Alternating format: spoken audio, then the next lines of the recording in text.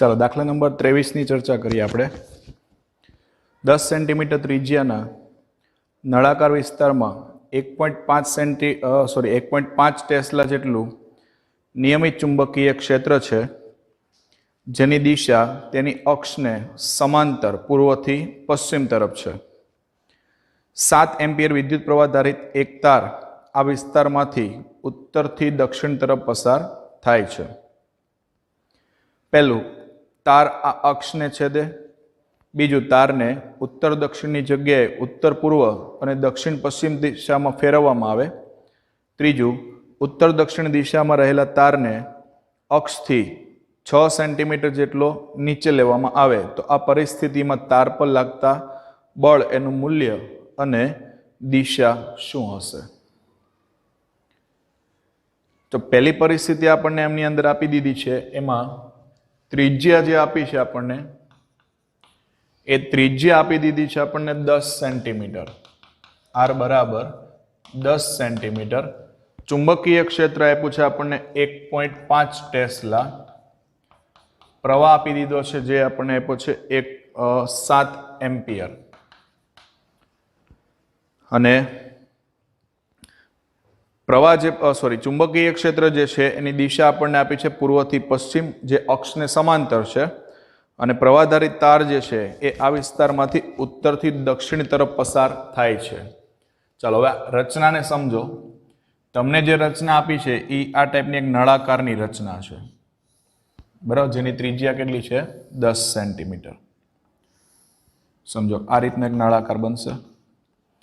આ નળાકાર એની અક્ષ કહેવાય, બરાબર, અને તાર અમારે અહીંથી પસાર કરીએ એટલે આ રીતે એક તાર પસાર કર્યો છે।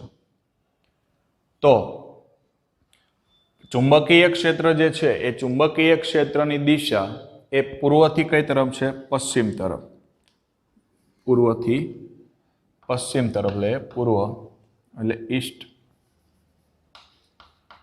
વેસ્ટ, નોર્થ અને સાઉથ। પ્રવાહ તમને જે આપ્યો છે, પ્રવાહની જે દિશા છે એ દિશા તમને આપી છે ઉત્તરથી દક્ષિણ તરફ, એટલે આ ડાયરેક્શનમાં આપણો કરંટ પસાર થાય છે, અને આ ડાયરેક્શનમાં તમારું ચુંબકીય ક્ષેત્ર છે પૂર્વથી પશ્ચિમ દિશામાં। તો ચુંબકીય ક્ષેત્ર અને પ્રવાહ આ બંને વચ્ચે કેટલાનો ખૂણો બનશે? પ્રારંભિક કિસ્સામાં 90 ડિગ્રી। તો લાગતું બળ પહેલા કિસ્સામાં શું કીધું છે આપણને? તાર આ અક્ષને છેદે, તાર અક્ષને છેદે ત્યારે લાગતું બળ ગણીએ। સમજો કે હવે તાર જ્યારે તમે અહીંથી પસાર કરશો નળાકારમાંથી, તો તમારે કેટલો કેલ્ક્યુલેટ કરવાનો? તાર અહીંયાથી અહીંયા સુધીનો, અહીંયાથી તમે અહીંયા સુધીનો ગણતરીમાં લેશો એટલે સમજો કે આ એક નળાકાર છે, ચોક પોલો એક નળાકાર છે, વિચારો તમે। હવે અહીંથી મેં એક તારને પસાર કર્યો, એ તાર સામેના છેડેથી બહાર નીકળે છે, તો તારનો કેટલો ભાગ આની અંદર આવશે નળાકારની અંદર? તો સિમ્પલ વસ્તુ છે, તારનો જેટલો નળાકારનો વ્યાસ હશે એટલો જ ભાગ અંદર આવશે। ક્લિયર છે? તો લાગતું બળ લઈ લે આપણે, લાગતું બળ, બળનું સૂત્ર શું? F બરાબર ILB sin થીટા। થીટા બરાબર કેટલા થશે? 90 ડિગ્રી, બરાબર છે? આકૃતિ પરથી તમે જોઈ શકો છો। તો F is equal two IL, તારની લંબાઈ કેટલી કવર થઈ? તો કે આ તારની ત્રિજ્યા છે, નળાકારની ત્રિજ્યા છે R, તો એના કરતા બમણી એટલે વ્યાસ જેટલી કવર થાય એટલે 2R, B as it is, sine આવશે 90।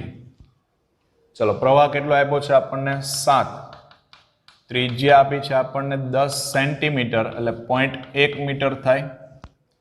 સેન્ટીમીટરને મીટરમાં ફેરવો એટલે 10 ની -2 ઘાત થાય, પોઈન્ટ કાપ એટલે 0.1 મીટર, એટલે 0.1, B બરાબર 1.5 sin 90 ઇક્વલ ટુ 1। ગુણાકાર કરો, જે તમારો આન્સર આવશે એ થઈ જશે 2.1 ન્યૂટન। ચાલો પહેલો કિસ્સો થયો। હવે બીજા કિસ્સામાં આપણને એવું કહે છે તારને ઉત્તર દક્ષિણની જગ્યાએ ઉત્તર પૂર્વ અને દક્ષિણ પશ્ચિમમાં ફેરવે। તારને ક્યાં? તો કે તારને ઉત્તર પૂર્વ અને દક્ષિણ પશ્ચિમમાં ગોઠવવામાં આવે તો એ પરિસ્થિતિ કેવી હશે? સમજો આ જ વસ્તુ છે,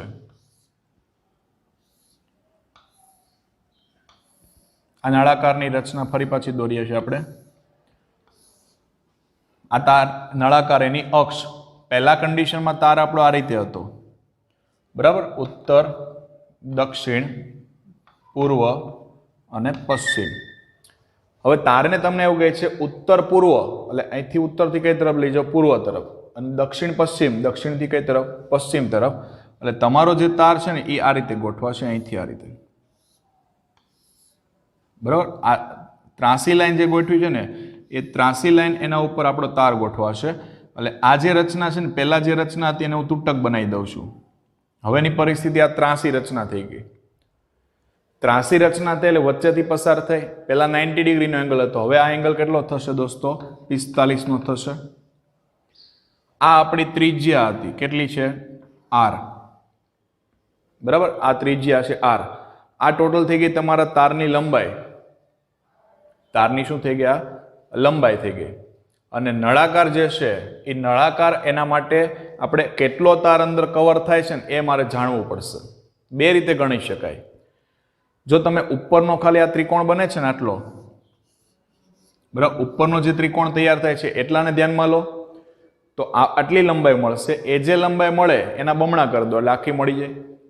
અથવા અહીંયા 45 નો ખૂણો છે તો અહીંયા પણ કેટલાનો હોય? 45 જ હોય. આખો મોટો ત્રિકોણ ધ્યાનમાં લો તો તમારે અહીંયા વ્યાસ લેવો પડશે, તો ત્રિજ્યાના શું કરવા પડશે? બમણા. તો પણ તમને ડાયરેક્ટલી કામ થઈ જશે. ક્લિયર છે? તો આપણે સમજો આખું ધ્યાનમાં લઈએ અહીંથી આટલું, તો આ ત્રિકોણ થાય એટલે આ ખૂણો પણ કેટલાનો થાય? 45 નો થાય. આ લંબાઈ જે આડી લંબાઈ છે ને એ લંબાઈ L જેટલી છે. તો આકૃતિ પરથી શું લખીએ આપણે? તો કે ભાઈ આકૃતિ પરથી સામેની બાજુ ખબર છે અને કર્ણ ખબર છે, એટલે sin 45 બરાબર 2r. 2r ના છેદમાં શું થશે? L. ચાલો, સાઇન આપણે L જોઈએ છે, L ને કરતા બનાવો. L બરાબર 2 into r. r બરાબર કેટલા છે? 0.1 into upon sin 45. sin 45 થશે દોસ્તો આપણા sin 30 ની જે વેલ્યુ છે એ 1/2 છે, બરાબર. sin 30 ની વેલ્યુ કેટલી? 1/2. sin 45 જે છે એ થઈ જશે 1/√2. એટલે છેદનો છેદ ક્યાં આવી જશે? અંશમાં. એમનું સાદુરૂપ આપો તો આમનું સાદુરૂપ આપો.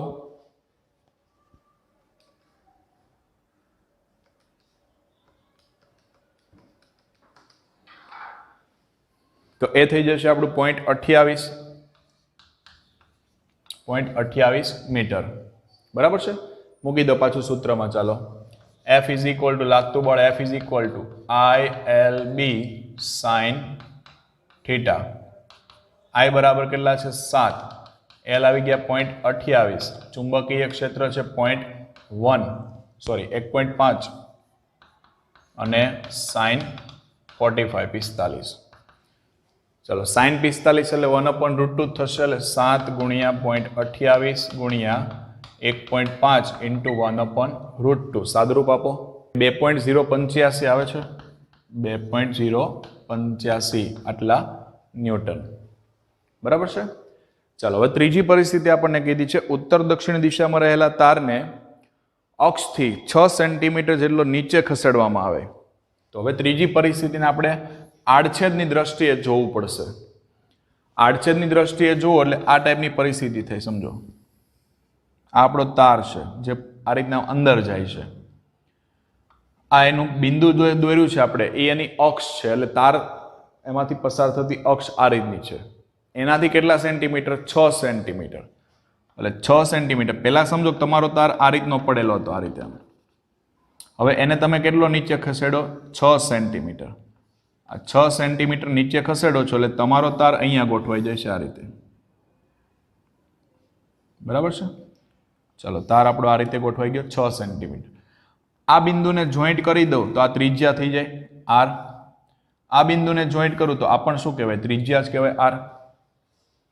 કેટલો તાર કવર થાય? તો સમજો AB જેટલો તાર કવર થાય છે. આપણે એ જાણવું છે કેટલો તાર કવર થાય છે. આ 6 સેન્ટીમીટર છે. આપણને ત્રિજ્યા આપી હતી, એ ત્રિજ્યા 10 સેન્ટીમીટર આપી છે. બરાબર? ત્રિજ્યા આપણને કેટલી આપી છે? 10 સેન્ટીમીટર છે. આ 6 સેન્ટીમીટર છે. ઓકે છે? તો આપણે આ મેળવી લઈએ. સમજો OB અથવા OA મળી જાય, એના બમણા કરી દો એટલે AB મળી જશે. તો પાયથાગોરસનો પ્રમેય લાગી જશે.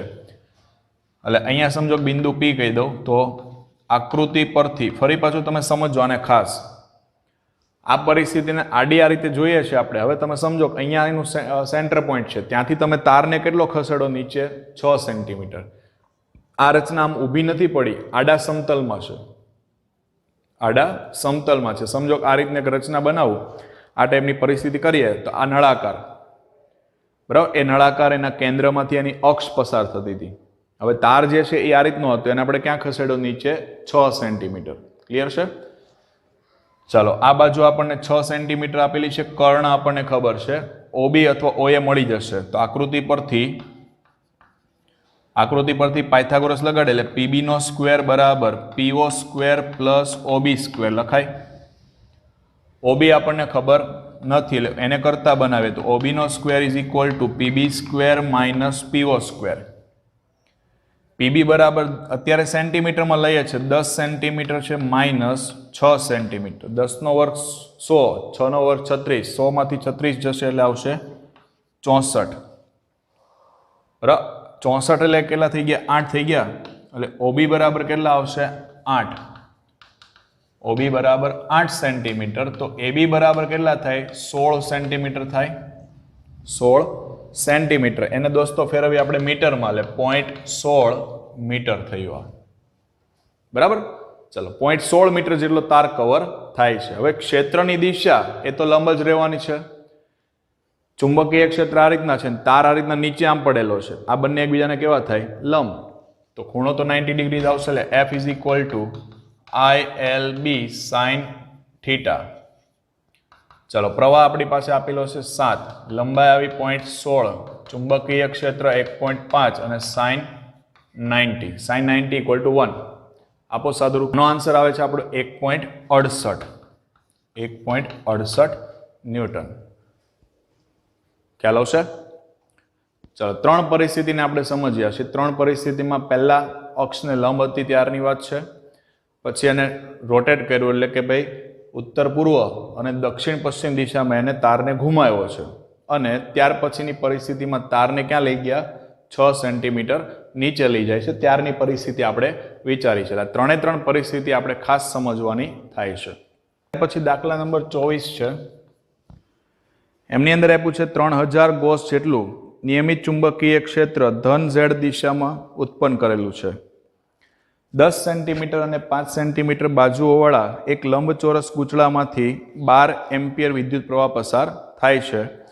અને અલગ અલગ કિસ્સાઓ આપણને 6 કિસ્સાઓ આપેલા છે. દરેક કિસ્સામાં કેટલું ટોર્ક હશે અને દરેક કિસ્સામાં કેટલું બળ લાગતું હશે. કયો કિસ્સો એ સ્થાયી સંતુલન દર્શાવશે? ચુંબકીય ક્ષેત્ર આપ્યું છે આપણને B બરાબર 3000 ગોસ. પછી આપણને આપ્યું છે ક્ષેત્રફળ માટે એક બાજુ 10 સેન્ટીમીટર છે અને બીજી બાજુ છે 5 સેન્ટીમીટર છે, એટલે 50 સેન્ટીમીટરનો સ્ક્વેર થયો. બરાબર, 50 સેન્ટીમીટર સ્ક્વેર એટલે 50 નું લે તો 50 ગુણ્યા 10⁻⁴ મીટર સ્ક્વેર. ત્યાર પછી આપણને આપ્યું છે પ્રવાહ I બરાબર 12 એમ્પિયર પ્રવાહ આપેલો છે. ચલો, દરેકે દરેક કિસ્સામાં કેટલું બળ અને કેટલું ટોર્ક લાગે છે એ પરિસ્થિતિને આપણે વિચારવી છે.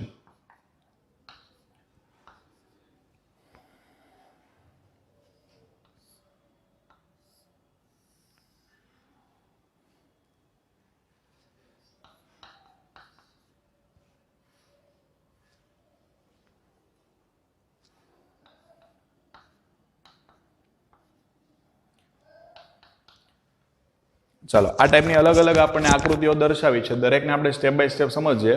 પણ પહેલા લાગતું ટોર્ક જોઈ છે આપણને દોસ્તો, એટલે આપણે મોમેન્ટ મેળવવી પડશે. તો મોમેન્ટ મેળવી લે. મોમેન્ટનું સૂત્ર મોમેન્ટ બરાબર m બરાબર I ઇન્ટુ A. તો I બરાબર 12, A બરાબર 50 ગુણ્યા 10⁻⁴. તો અહીંયા ગણીએ તો 12 × 5 = 60 એટલે 600 ગુણ્યા 10⁻⁴ એટલે 6 ગુણ્યા 10⁻² એમ્પિયર મીટર સ્ક્વેર. ચાલો હવે તમારી પાસે ટોર્કની વાત કરીએ તો ટોર્ક માટે તમારે મોમેન્ટ અને ચુંબકીય ક્ષેત્ર આ બે માટે વિચારવાનું છે દોસ્તો, મોમેન્ટ અને ચુંબકીય ક્ષેત્ર. ચાલો પહેલા તમારે આની મોમેન્ટ જોઈએ છે.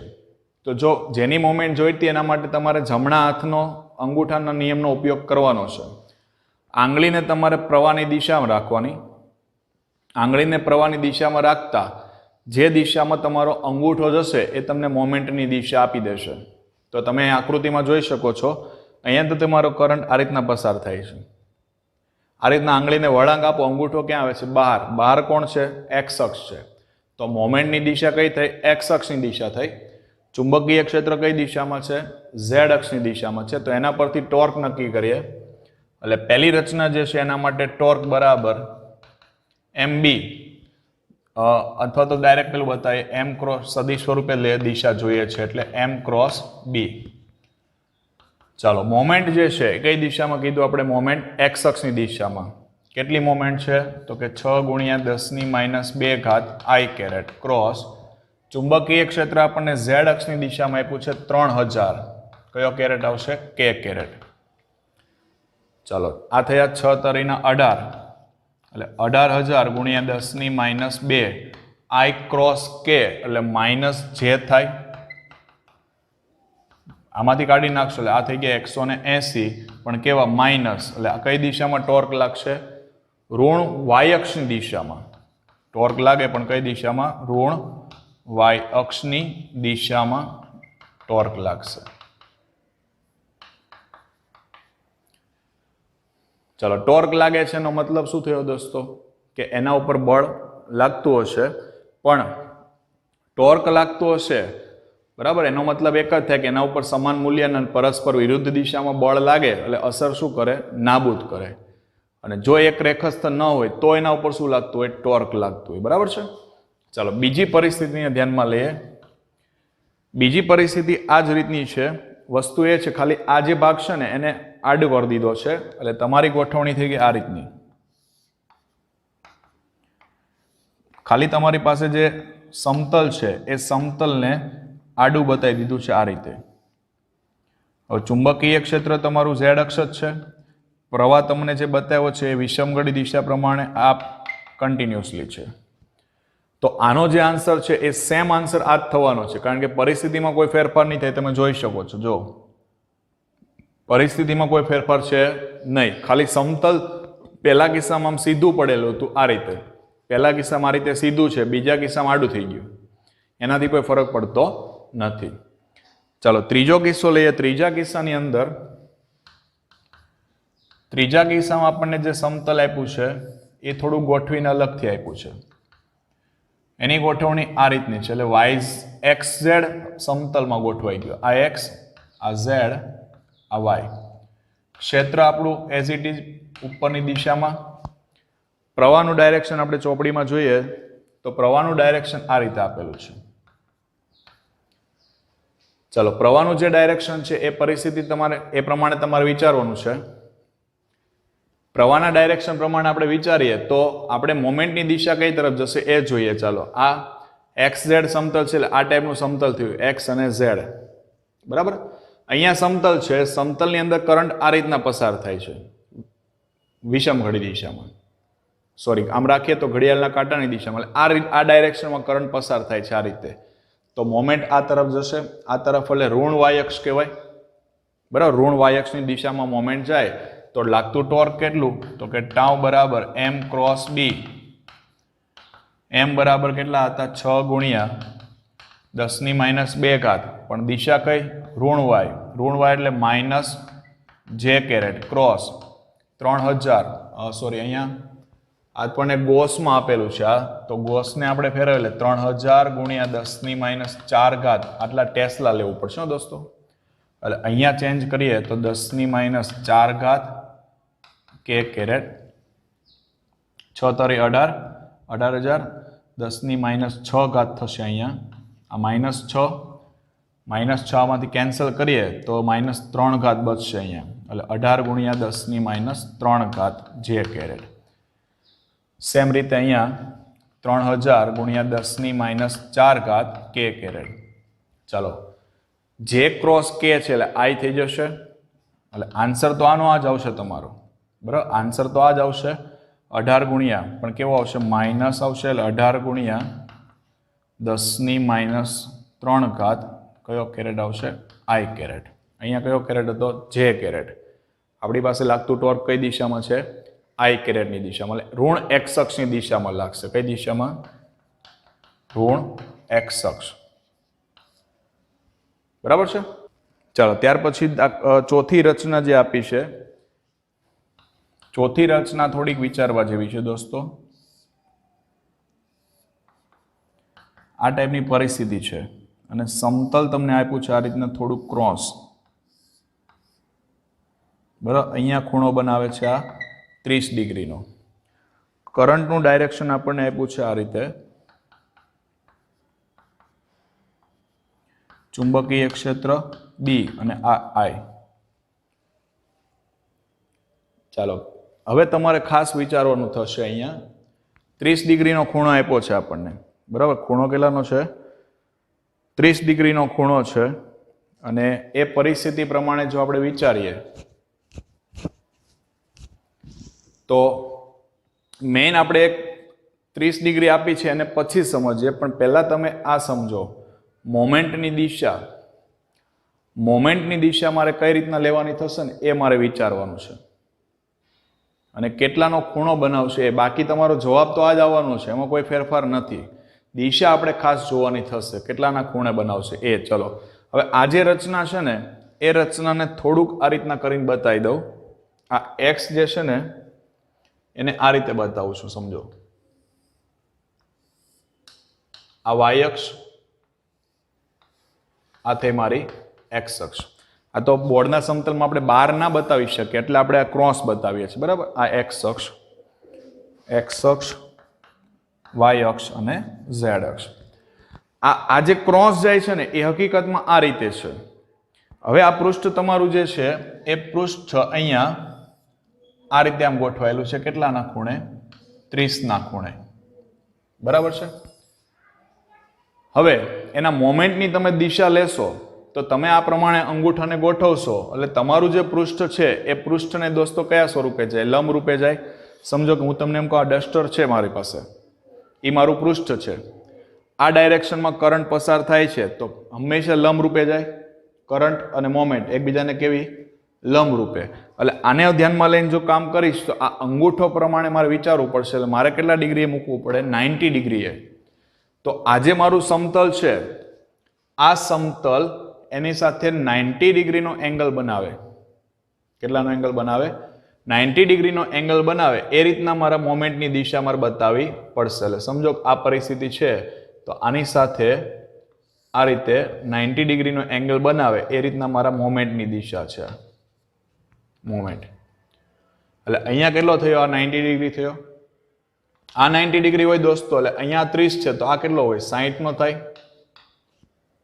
ટોટલ 90 ડિગ્રી હોય એટલે આ 30 છે તો આ કેટલો થાય 60 નો થાય, બરાબર છે. હવે આને આપણે સમાંતર એક લાઈન ડ્રો કરીએ અહીંથી. ચાલો આને આપણે સમાંતર આ રીતના લાઈન ડ્રો કરી દીધી. સમાંતર લાઈન ડ્રો કરું એટલે આ કેટલાનો ખૂણો થાય 30 નો ખૂણો થાય, બરાબર, કારણ કે એ પણ 90 ડિગ્રી થશે. એટલે આ કેટલાનો ખૂણો થયો તમારો 30 નો ખૂણો થયો દોસ્તો. હવે સમજો આખી પરિસ્થિતિ પ્રમાણે આપણું જે ટોર્ક લાગતું હશે એ ટોર્ક તમે જોઈ શકો છો. જો અહીંયા આપણે શું કીધું મોમેન્ટ કઈ દિશામાં છે જે દિશામાં, એટલે કે વાય અક્ષની દિશામાં. ચુંબકીય ક્ષેત્ર કઈ દિશામાં છે ઝેડ અક્ષની દિશામાં. તો ટોર્ક કઈ દિશામાં આવ્યું એના બંનેને લંબ. આ બંનેને લંબ સમતલમાં આપણું ટોર્ક લાગે છે. ખ્યાલ આવે છે. ટૂંકમાં તમારી પાસે જે મોમેન્ટ છે આ મોમેન્ટને પણ આપણે લંબ રૂપે લઈ શકીએ ટોર્ક. એટલે સમજો કે મારું જે ટોર્ક લાગે છે એ આ ડાયરેક્શનમાં જતું હશે. સો આ પૃષ્ઠને હું પાછળની બાજુ ખેંચી લઉં તો મારું ટોર્ક જે છે એ આ ડાયરેક્શનમાં ટોર્ક લાગવું જોઈએ. કારણ કે પ્રવાહ અને મોમેન્ટ અથવા ક્ષેત્ર અને મોમેન્ટ એ બંનેનું જે સમતલ હશે એને લંબ રૂપે ટોર્ક લાગતું હશે. ક્લિયર છે. હવે મારે જે ખૂણો ગણવાનો થયો એ ખૂણો બાકીનો ખૂણો ગણવાનો થાય છે. મારે બાકીનો ખૂણો ગણવો એટલે હું અહીંથી ડોટેડ લાઈન મૂકી દઉં અહીંથી આ રીતે. ચાલો આ કેટલાનો ખૂણો હોય 90 ડિગ્રીનો, બરાબર. આ કેટલાનો 90 ડિગ્રી હશે, આ પણ કેટલો હશે 90 ડિગ્રી હશે. ખ્યાલ આવે છે? એટલે ટોટલ આપણે જે રાઉન્ડ ગણીએ એ રાઉન્ડ કેટલાનું થવું જોઈએ એ આપણે ખાસ વિચારવાનું છે. બરાબર, ટોટલ આપણે જે ગણીએ છીએ એ આપણું કેટલું થવું જોઈએ એ આપણે ખાસ વિચારવાનું છે. પૃષ્ઠને તમે વારંવાર જોજો તો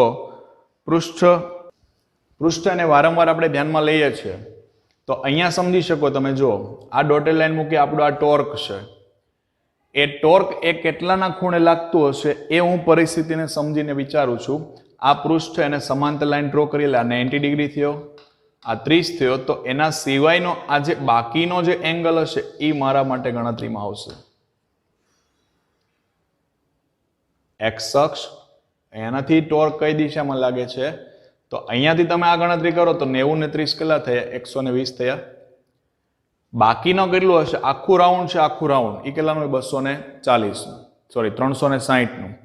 એમાંથી હું 120 બાદ કરી દઉં તો કેટલા આવશે? 240 આવશે. એટલે આ કેટલાનો ખૂણો બનાવશે? 240 ડિગ્રીનો ખૂણો બનાવશે. ફરી પાછું સમજાવું છું. જો પહેલા એક્સ અક્ષ દોરી, વાય અક્ષ દોરી, પછી આપણે કીધું કે અહીંયા 30 ડિગ્રીનો ખૂણો આપ્યો છે, એટલે આપણે 30નો ખૂણો લઈ લીધો. મોમેન્ટ છે એ પૃષ્ઠને કેવી હોય? લંબ. એટલે ત્યાંથી આપણે લંબ રેખા દોરી દીધી 90 ડિગ્રી. આ 30 છે એટલે આ કેટલાનો થયો? 60નો. આને પેરેલલ આપણે એક રેખા દોરી દીધી.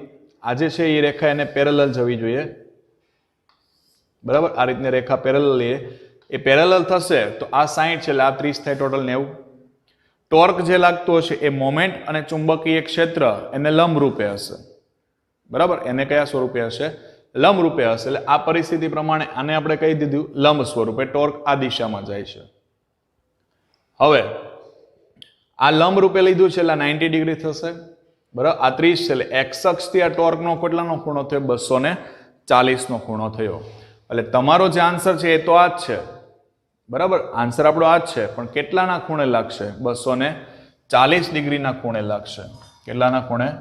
240ના ખૂણે ટોર્ક લાગે છે. અને કઈ અક્ષ સાથે? એક્સ અક્ષ સાથે. એક્સ અક્ષ સાથે 240ના ખૂણે ટોર્ક લાગે છે. બાકી જવાબ તો આપણો આનો જ આવવાનો છે, એમાં કોઈ ફેરફાર નથી, કારણ કે મોમેન્ટ પણ એની જ છે અને ક્ષેત્ર પણ એનું જ છે. ક્લિયર છે? ચાલો નેક્સ્ટ જોઈએ. એમની અંદર પાંચમું છે આપણી પાસે. આ પાંચમી આકૃતિ આપી છે આપણને. એની રચના કંઈક આવી છે.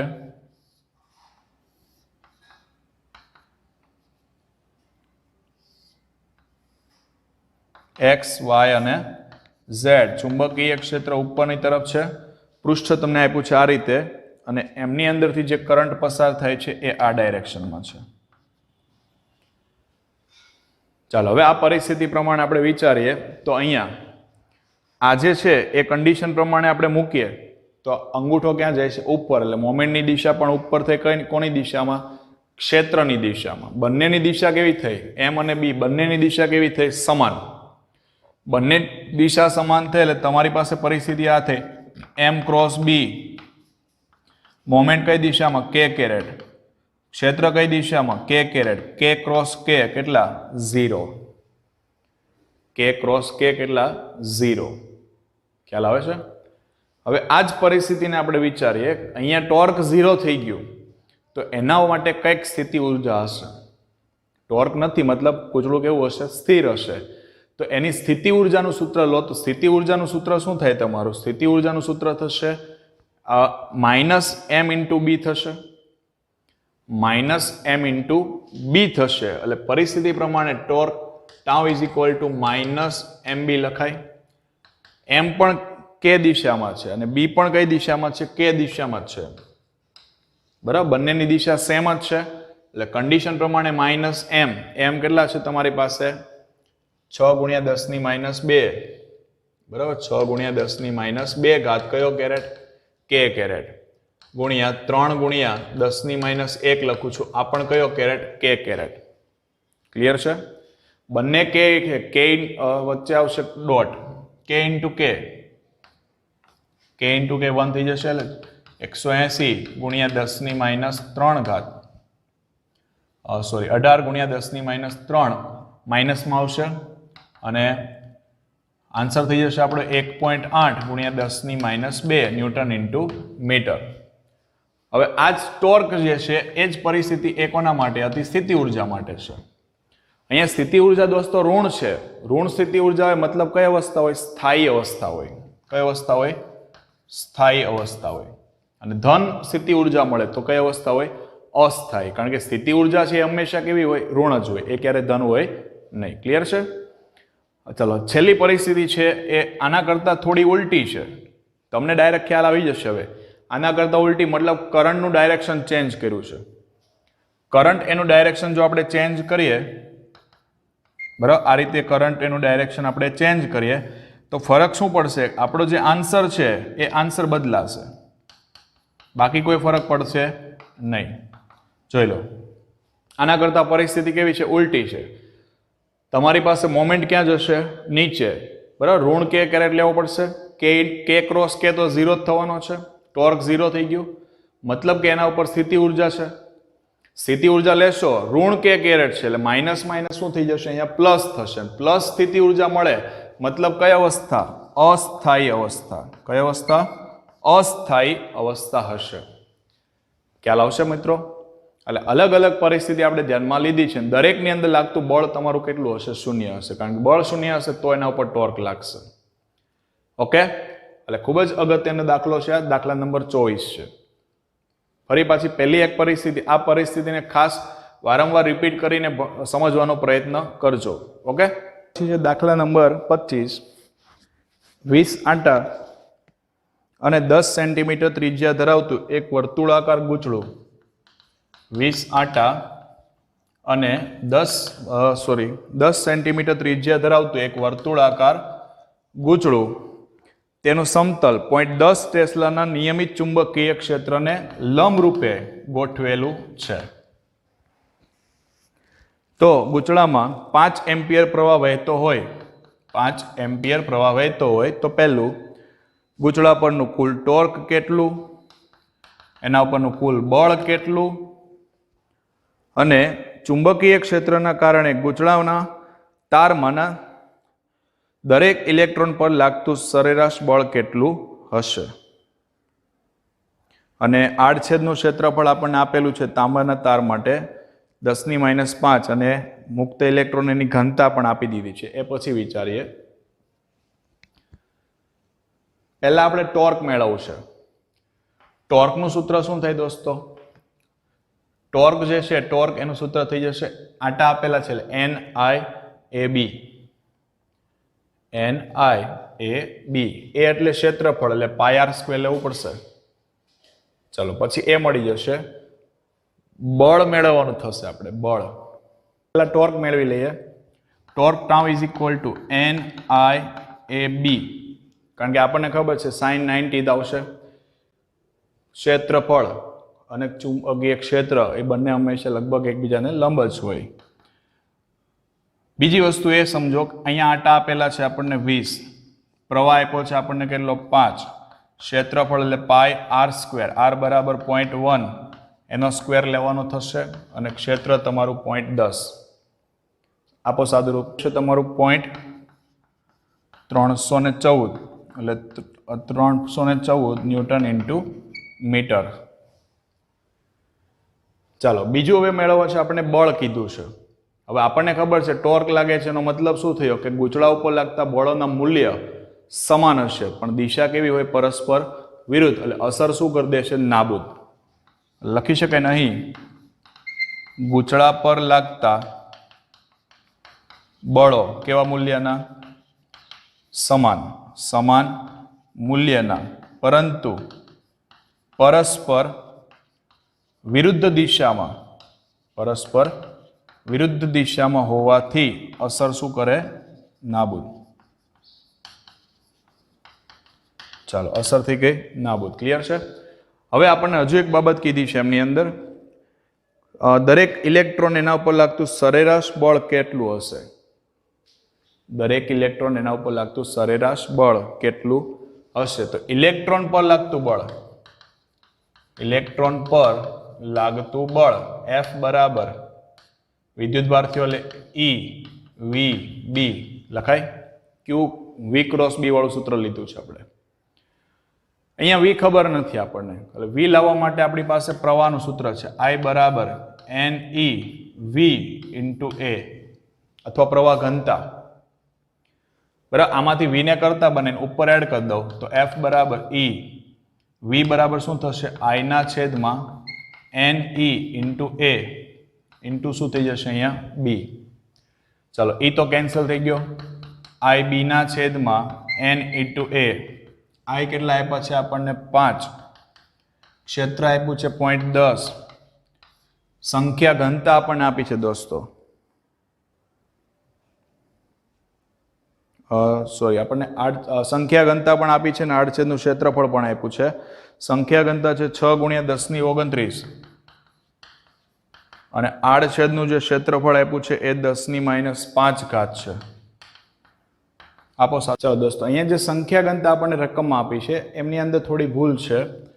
તમારે વેલ્યુ લેવાની છે માત્ર 10 ની 29 ઘાત. 10 ની 29 ઘાત લઈ અને આપણે એનું કેલ્ક્યુલેશન કરીએ 5 ગુણ્યા 0.1 એટલે આ થયા 0.5 ઘાત લઈ લો, 29 માંથી 5 ઘાત જઈ જશે એટલે 24 ઘાત બચશે. 24 ઘાત ઉપર જશે એટલે 10 ની -24 થશે. તો આ થઈ ગયા 5, પોઈન્ટને આપણે ખસેડો જમણી બાજુ એટલે 5 ગુણ્યા 10 ની -25 ઘાત ન્યૂટન. બરાબર, 5 ગુણ્યા 10 ની -25 ઘાત ન્યૂટન. આ આપણો રાઈટ આન્સર થઈ જશે. એટલે ચોપડીમાં તમે થોડોક ચેન્જ કરી દેજો, બરાબર છે. ચાલો ત્યાર પછી દાખલા નંબર 26 છે. 60 સેન્ટીમીટર લંબાઈ અને 4 સેન્ટીમીટર ત્રિજ્યા ધરાવતા સોલેનોઇડમાં દરેક 300 આટાના હોય તેવા 3 સ્તર એને વીંટાળેલા છે. 300 આટાના 3 સ્તર વીંટાળેલા છે. 2.5 ગ્રામ 2.5 ગ્રામ દળ અને 2 સેન્ટીમીટર લંબાઈનો એક તાર, 2 સેન્ટીમીટર લંબાઈનો એક તાર સોલેનોઇડ એને અક્ષને લંબરૂપે રહેલો છે. તાર અને સોલેનોઇડ એની અક્ષ બંને સમક્ષિતિજ સમતલમાં છે. આ તાર એને અક્ષને સમાંતર બે છેડા વડે બાહ્ય બેટરી સાથે જોડેલ છે, જેથી તારમાંથી 6 એમ્પિયરનો પ્રવાહ પસાર થાય છે.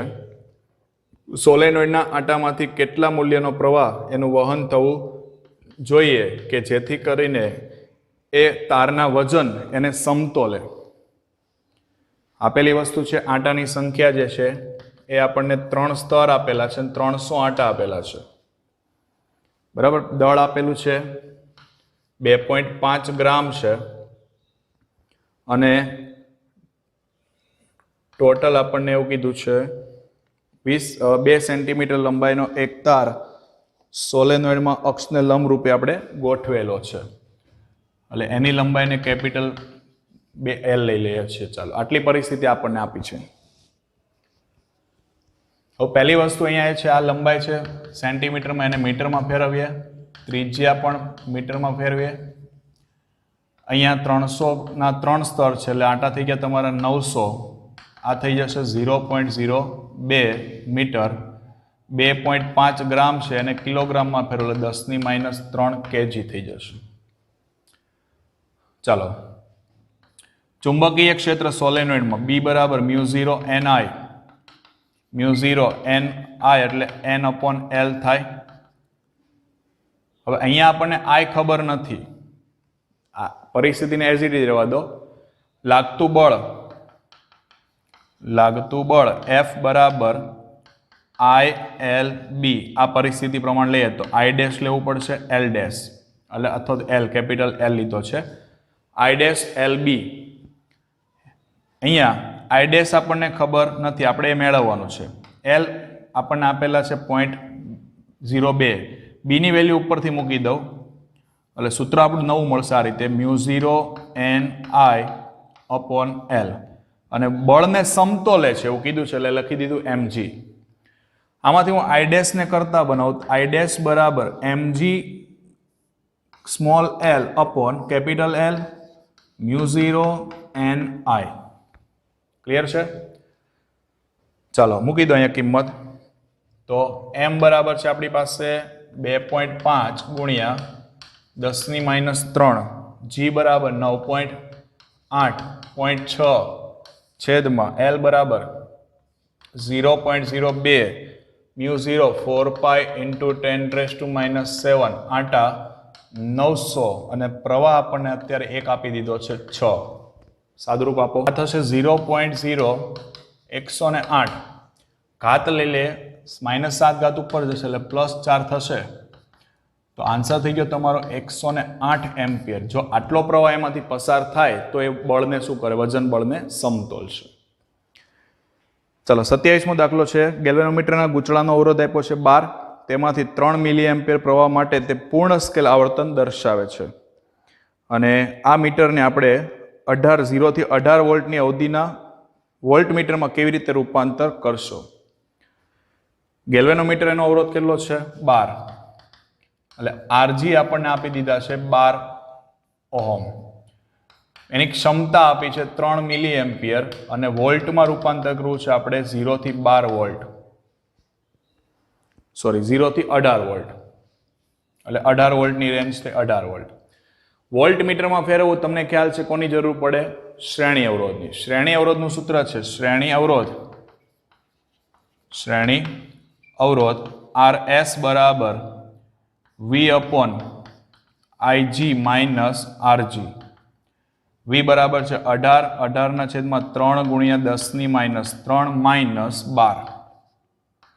એટલે આ થશે તમારા 18/3 6 ઉપર 3 આવશે એટલે 6000.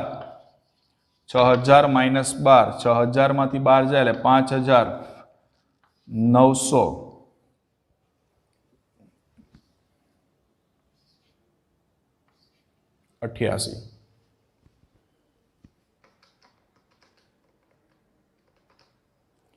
ચલો 5988 ઓહમ આટલાની જરૂર પડશે. અને દોસ્તો છેલ્લો દાખલો છે 28મો દાખલો. ગેલ્વેનોમીટરના ગૂંચળાનો અવરોધ 15 4 મિલી એમ્પિયર વિદ્યુત પ્રવાહમાં પૂર્ણ સ્કેલનું આવર્તન આપશે. 0 થી 6 એમ્પિયર અવધિના એ મીટરમાં આપણે એને કેવી રીતે રૂપાંતર કરી શકીએ? ગેલ્વેનોમીટરનો અવરોધ આપણને આપી દીધો છે આરજી બરાબર આપી દીધો છે એ છે 15 ઓહમ છે 15 ઓહમ. 4 મિલી એમ્પિયરની પ્રવાહ ક્ષમતા છે એની 4 મિલી એમ્પિયર અને આપણે એને રૂપાંતરિત કરવું છે આપણે 6 એમ્પિયરમાં. તો એની જે ક્ષમતા થઈ જશે પ્રવાહની એ 6 એમ્પિયર. તમારે ગેલ્વેનોમીટરને એ મીટરમાં રૂપાંતર કરવું છે. કોની જરૂર પડશે? શન્ટની. શન્ટનું સૂત્ર શન્ટ એસ વડે બતાવું તો એના માટે RG ઇન્ટુ IG છેદમાં I માઇનસ IG. ચલો RG કેટલા છે? 15. IG કેટલા છે? 4 ગુણ્યા 10⁻³ છેદમાં 6 માઇનસ 4 ગુણ્યા 10⁻³ એટલે ઉપર થયા તમારા 15 ચોક 60 60 ગુણ્યા 10⁻³ છેદમાં 6 માઇનસ 4 પર 0.004 આપો સાદુરૂપ. આ તમારો જે જવાબ થઈ જશે એ થઈ જશે 10 ગુણ્યા 10⁻³ એટલે 10 મિલી ઓહમની આપણને જરૂર પડશે. આટલાનો શન્ટ આપણે જોડીએ તો આપણે એને એ મીટરમાં રૂપાંતર કરી શકીએ છીએ. એટલે દોસ્તો અહીંયા ચેપ્ટર નંબર 4 આપણું અહીંયા પૂર્ણ થાય છે. ક્લિયર?